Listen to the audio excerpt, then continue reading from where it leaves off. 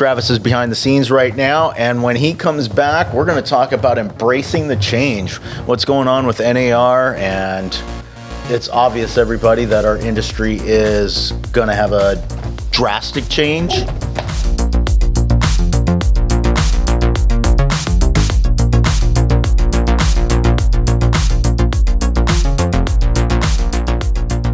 Welcome. Hello. We're going to talk, obviously, there's a lot going on in the industry right now, everything about NAR. You know what's funny about that is I was talking to someone about that today. When isn't there something interesting going on in That is very true. This is just the newest iteration of the change. Exactly. But it's caused a bit of a ruckus. It's True. caused some major concerns with people. This is probably the biggest disruptor, I feel like, since COVID. For sure. Yeah, so, and interesting. Unless you count interest rates. Possibly interest rates going up. That's probably another one. But like you said, there's always something going on in our industry. But I have a feeling this one is going to cause a whole lot of people to do business a whole lot different. And if anything, it's caused a lot of panic and worry amongst our fellow agents. And so we'll see. Let's talk about it. All right. Because the topic is embracing the change and what's currently in front of us. So what would be your recommendation? Because I know we're hearing it all the time now on a daily basis. Oh my God, what are we going to do? Buyer broker agreements, this and that, and how are we going to get them to sign? Commissions are going to go away. Is it going to change to concessions? You know, what trickery is going to happen out there, or what modifications are going to be made to get around this? And those are kind of all the topics that are going on. Well, my first reaction is how to respond to this. Okay. And my first phrase for it was put the blinders on. And then I thought, okay, that's halfway there. I think a better way of stating it is you've got to compartmentalize. Mm-hmm.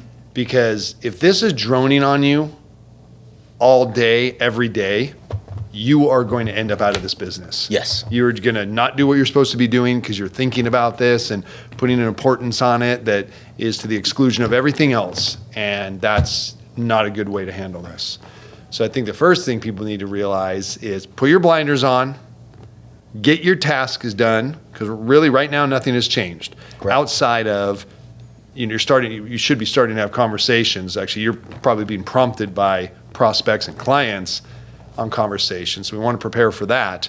But as far as conducting business, it's pretty, normal at the moment, but it'll start changing pretty quickly. But, you got to protect your business, do what you know you need to do, and then, give a piece of every day Right. to what's going on to learn it and Exactly. to prepare for it. Exactly. But just don't let it overwhelm you. And I like that, putting a little bit of time in every day. Because here's the thing.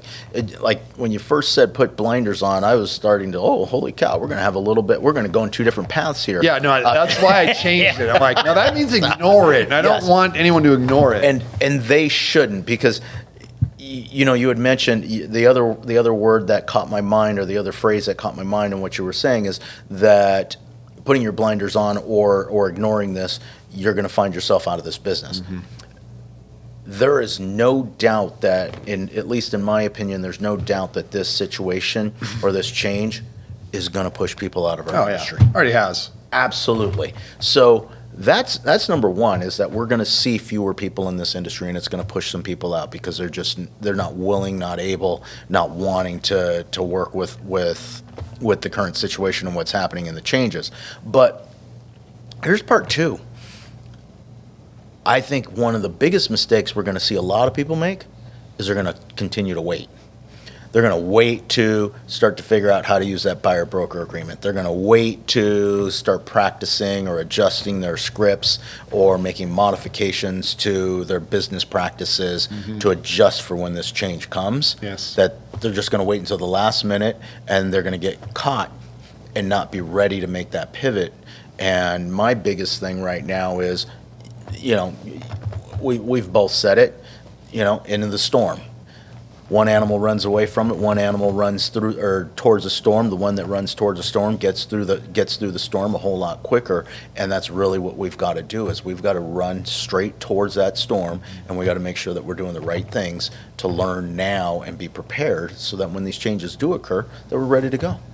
Super important, because if you don't, at minimum, it's going to cost you the amount of business you otherwise would have had and the amount of time it takes you to get up to snuff. So if it took 6 months for people to really figure out and get their business and systems in order, Right. that's going to cost you 6 months worth of business. Can you suffer that? And if that's the minimum. I mean, it could take you out if you're not prepared. Right. I just had a thought on that. Oh yeah. So my own experience is when I first heard it, I'm like, okay, I thought about it a little bit. I started developing some ideas. And after a little bit, I was like, all right, I got this. I started going around talking to everyone. Mm-hmm. And I thought it was genius. And everyone else is like, well, what about this? This is what I would do. And I'd be like, wow, that also is very valid. And so I guess what I'm trying to say is it just takes time. Right. There's no answer. You got to work your way into it. And the answer isn't the same for everybody. Right. Well, I'm excited about this. And I know as a broker and owning your own brokerage and owning the company, here's one of the things that's going to become real interesting real fast is going to truly know who has business and who doesn't. Mm-hmm. Because this business will be changing into how many contracts do you have? You know, it used to be, hey, listing agent, buyer's agent, how many clients are you working with? That's not anymore. It's how many buyer's contracts do you have in place, buyer broker agreements do you have in place, how many listing agreements do you have in place. You're going to know right on the spot whether or not somebody's actually got business or doesn't have business or has potential business or doesn't have. And that whole thing of, I'm working with 5 or 6 buyers right now or 2 or 3 buyers, that's going to change. Are you really? How many of them are under contract with you as a buyer broker agreement? If they're not under contract with you, you're not working with anybody. Interesting. It's going to be very interesting. Yeah, it's just going to be. I guess a new level of accountability has just been placed in front of us. Which is great, right? It is. So that's the most important thing, but it's the most difficult thing. Right. Yeah. So, what else? You see anything else changing with regard to this? Any more lawsuits or anything? I'm assuming more lawsuits will be coming. Actually, I'm already seeing a couple of other lawsuits in different categories showing up and things like that. But I say, people are going to be upset. I think that we're already in a little bit of the doldrums. Mm-hmm. Things are still going the way they always have, and they're running fairly smoothly. Right. But every here and there, we're getting someone's like, no, I'm ready for change. No, I'm ready for change. And so we're having to deal with that a little bit. But I think once it's like, okay, this is it. Got it. This is the date. You got to have those buyer broker representation agreements in place, and boom, right. The buyer's agent's commission disappears out of the MLS. I think we're in for a good 6 to 18 months of what the heck are we doing? Right. How am I doing this? And that's when really the buyer's agents are going to panic. Because like, well, what do I do? Now I really got to get buyer broker agreements because I don't know if there's going to be a commission on the other side. And they're going to be calling agents, and agents are going to be acting all sorts of different ways. Right, depending on the market. Until it all kind of settles out. I think that's what happens it's never going to be 100% settled. It's not 100% settled right now, but the majority of it will function in a very similar way. Here's also the other interesting part of that is you had mentioned it could be a little bit of a disruption for next 12 months, 18 months. We honest, this isn't going to happen in July. I don't really see this happening. I haven't heard anything otherwise, but I don't disagree with your skepticism. Yeah, I don't see a change happening in July, and it's talking with the MLS, talking with sources and things of that nature. Part of it is they can actually make the change anytime they want. I mean, it's literally you can change the MLS anytime you want and say, hey, boom, it's no longer in there.